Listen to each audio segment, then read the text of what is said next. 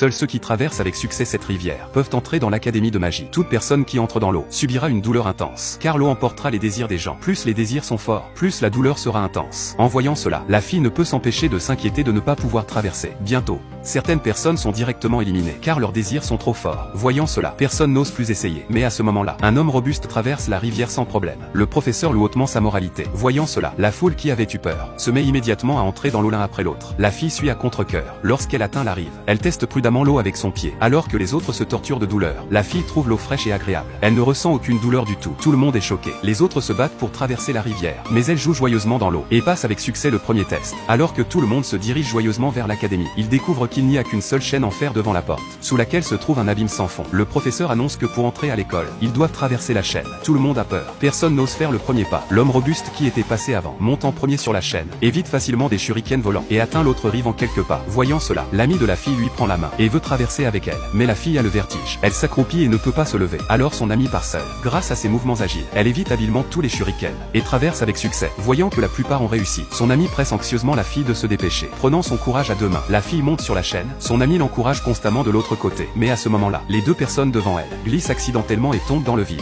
La fille, terrifiée, reste figée et ne peut plus avancer. Elle est la seule restante sur la chaîne. Soudain, un shuriken coupe soudainement un bout de la chaîne. La fille ne peut que s'accrocher à la partie restante et avancer péniblement. Mais la seconde suivante, cette chaîne est aussi coupée. Elle tend rapidement la main et attrape un petit bout de chaîne sous ses pieds. Tout le monde retient son souffle pour elle. La fille avance vers l'autre rive. Mais peu après, même ce dernier bout de chaîne est coupé. Elle tombe dans l'abîme. Instantanément, tout le monde a la chair de poule, pensant que la fille a été éliminée. Mais à ce moment-là, son ami la repère soudain. Elle s'accroche à une chaîne suspendue à la falaise et commence à grimper. Tout le monde l'acclame chaleureusement.